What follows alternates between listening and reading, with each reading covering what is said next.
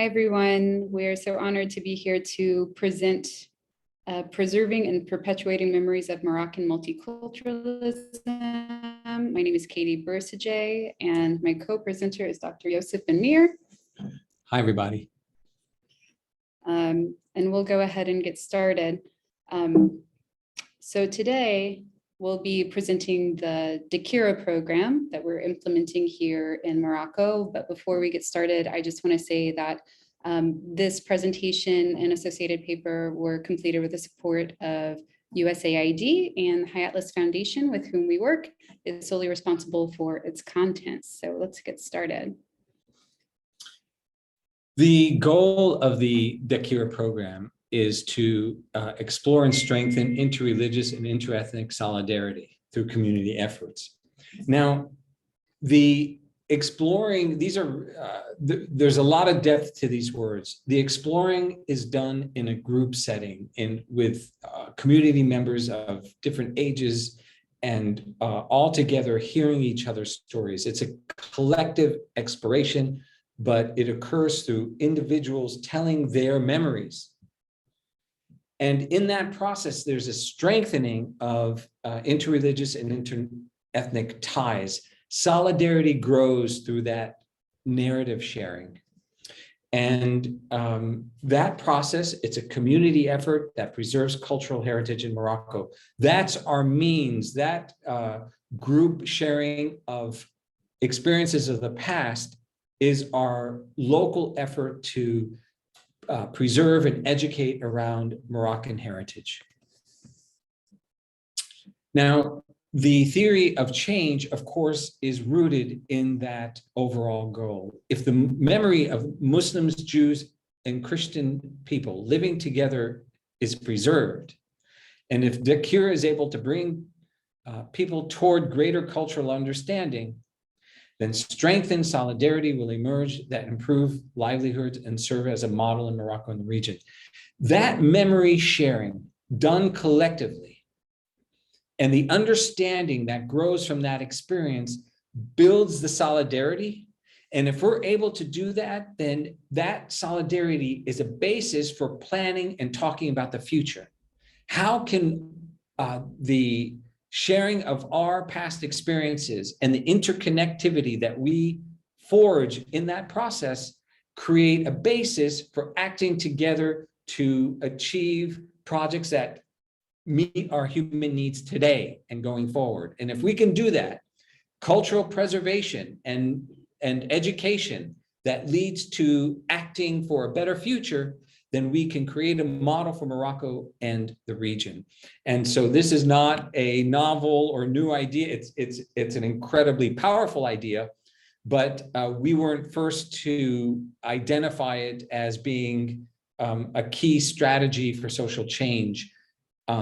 But also His Majesty the King Mohammed VI captured what I described over minutes in a single sentence. Morocco's vision consists in making sure culture serves as a driving force for development, as well as a bridge for dialogue. And even centuries past, know where you came from, know where you are going.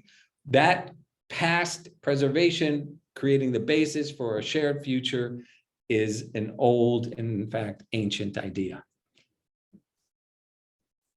And so as a model, what this looks like is community-driven discovery that embodies narratives of the people, raises awareness, preserves memories, and those bonds forge a better journey ahead. Katie? Yep. So how are we aiming to achieve these goals? We're going to highlight a few Dakira activities that we've been using as a vehicle to collect those memories and begin to perpetuate them in order to preserve and maintain that multicultural Moroccan memory. Dialogue, which is actually synonymous for creating sustainable change, that also drives cultural preservation. And included in that are interviews and mapping. Mapping in this sense is also community driven. What's important here is there's so much information that's generated during dialogues and interviews that there's a lot of transcribing, translating, and disseminating, and that process is really the strategy for preservation in this initiative. Yeah, so we are definitely in the process of analyzing transcriptions from interviews and from dialogues. And we just want to highlight a couple of quick quotes and anecdotes from some of the data that we've been able to gather. You'll see Maisha here, who is from the Teredent province, and we love her and we use her quite a bit in stories. Maisha is 106 years old, and she lives in a community where one of Dakira's field coordinators has been living for the last year, being really integrated into that community and extracting stories from a place where Muslim and Jewish people did live in this social cohesion for a long stretch of time, up until the intermediate past. She is really keen to share more about what she learned throughout her lifetime. And one of my favorite quotes, God created all of us, even if we believe differently, she said. We have other anecdotes from other people in her community as well, that kind of affirm the memories of that time. Secondary here from the Sefru province in El Minzil, which is a lovely little town. We have Si Mohammed on the right here, who is a coordinator of ours, interviewing Si Mohammed, who is a hanut or storekeeper from his hometown, discussing how the Moroccan Jewish people spoke the same language, the same Darija, with the same accent as the Moroccan Muslims did at that time, sharing words like Minzlin or Yazrin. That is really a true identifier of people from that particular part of Morocco. Just to also say about Maisha is from a community where actually Muslim and Jewish people were buried in the same cemetery, to show the extent of their unity of life and the passing of life. Going forward, the school and youth engagement is really, of course, as we all know, essential, and for why we do this. The urgency behind the Dakira program is because we need to be in our 70s and 80s to have the memories. And so, and there's some regions where the people who can describe the immediate direct experiences have passed already. So it's really about generating the stories from Maisha, from Si Mohammed, and from so many others, and bringing those stories to schools with young people, and also providing them the opportunity to directly inquire Maisha and others about their lived experiences. The last time we were in Teredent, it was a remarkable experience watching, hearing, observing the younger generation inquire their older generation about that past. You would think, that it happens just spontaneously, and sometimes it does, but Dakira is about creating the opportunities for these kinds of exchanges, and they are truly essentially needed. So these are quotes taken from an activity conducted by another Dakira field coordinator in the Marrakesh Safi region over the last few months. She engaged a number of schools in clubs, and this is kind of the product of an example of a module, an activity that we would do with children, with youth, or with people of any age, to be able to kind of gather what their idea of identity and Moroccanness is to them. This particular activity comes from a module called Art Dialogue Postcard Workshop. And so with the students, our colleague basically instructed them to create postcards, writing to someone about their impressions and feelings about Morocco. And so you could see a couple of really great examples here. To my dear country, I take pride in your diverse civilizations and cultures that flourished in you from Tangier to Liguria. You gather diverse peoples and landscapes. And there are a lot of other gathered materials. We have a whole stack of postcards that we look forward to exhibiting and analyzing further, and inshallah include in the paper.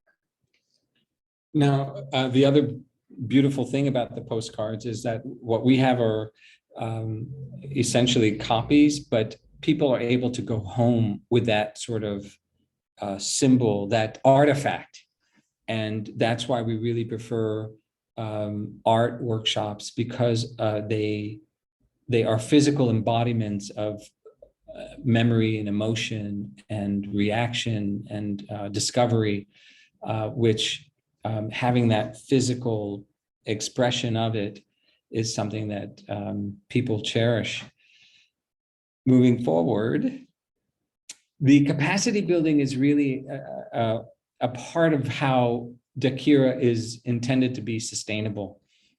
One of the processes or elements of empowerment is, in fact, identity discovery. Empowerment is, of course, about decision-making and confidence and having a sense of the future we want to create with the determination to do so.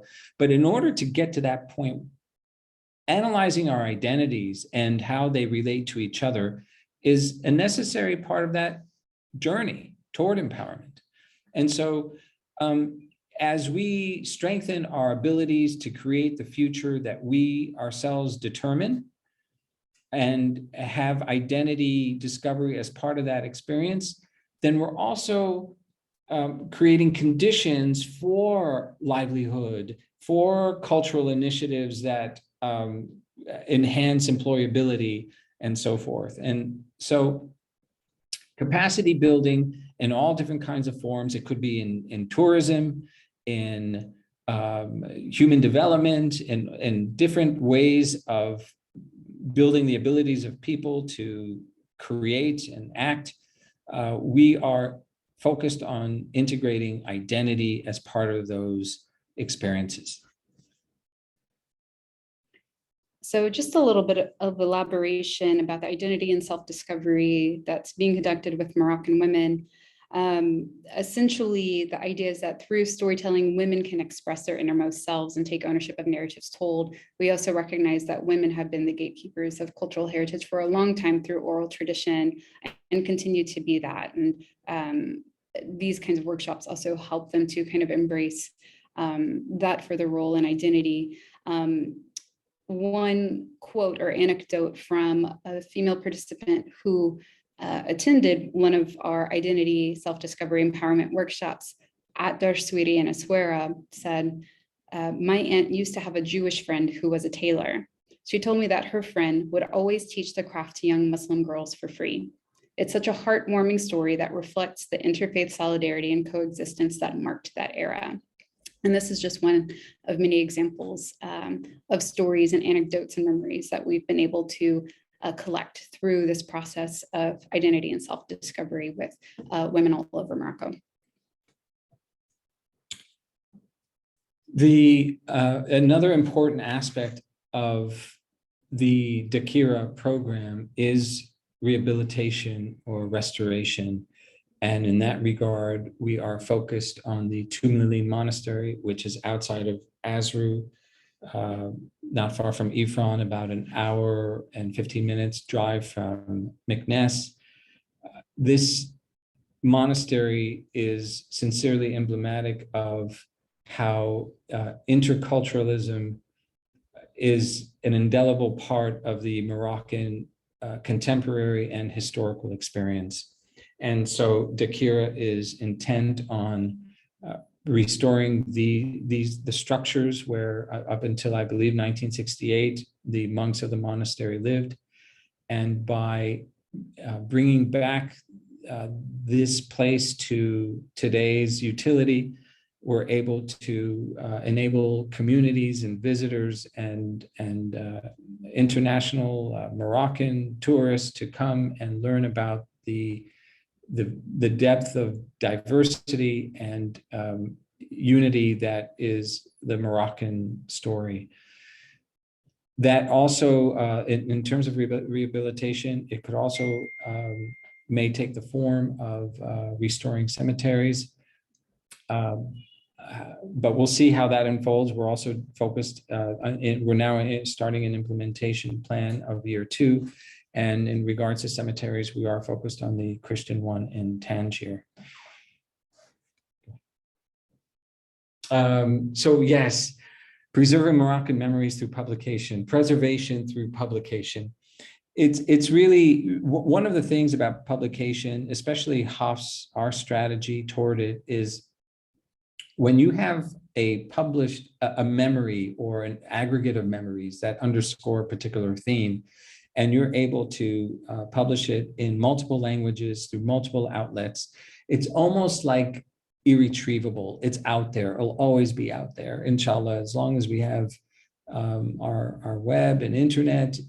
It'll be there in multiple forms, in multiple outlets. And that is an important way of preserving, documenting, educating, enabling people from around the world to reach into Moroccan memories of multiculturalism. And so, yes, are we intent on preserving through archiving and storehousing in a particular central location? Absolutely, yes. But the publication allows for a level or kind of dissemination and preservation that I think adds an important layer of strategy, and one that we highly encourage. It takes a lot to be able to make publication through preservation publication work. We have a list of 4,000 email addresses of editors most in English. About 600 of those are in French, 300 or so, 600 in Arabic, 300 in French. But I say that these numbers because for this approach to work, there has to be vast dissemination. So a single article in English may be published multiple times. And to be able to develop those lists takes a lot of effort over time, but it really allows for the irretrievable dissemination of Moroccan stories. Yeah, and just to make a point that while we are focusing quite a bit on written publication, we also have a focus on audiovisual content in order to be able to reach, more Moroccan communities and people who may have access to visual storytelling as well, in addition to more written content. So moving on, this past summer, we had the opportunity to organize the Dakira program's first conference here in Marrakesh, where we were, and it was a great opportunity to bring together about 160 people from all over Morocco, most of whom we had previously worked with through the Dakira program, local community members, other cultural heritage stakeholders throughout the country, to bring them together to discuss and present the work we had already been doing, but also to gather together and really discuss what cultural heritage priorities are in Morocco. And so some of the main priorities that came out of that session, first and foremost, was to work with youth, particularly on education and capacity building surrounding identities, Moroccan cultural heritage, et cetera, just in a lot of ways. One, because of still somewhat pervasive youth unemployment or underemployment in the country, as well as a disconnect between kind of a Morocco that was and a Morocco that is. The role of women was also a main priority, tangible heritage and tourism, and digital preservation dissemination as well. I think we're running out of time a little bit. What is Tamaghrabi to you? We started this conversation about what is Moroccanness among people. We encourage you to check out our very first video about it and to contribute your own ideas by emailing us at heritage@hayatlessfoundation.org.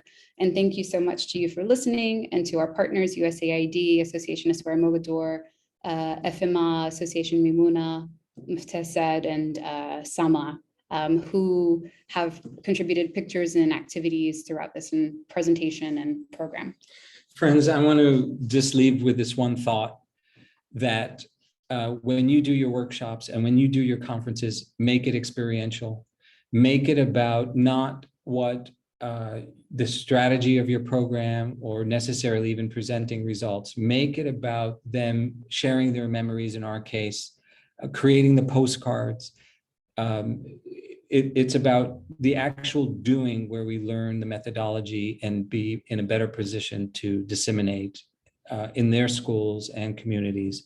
So that's a big part of our strategy, the capacity building to learn and learn by actually experiencing it. Be well, everyone. Thank you.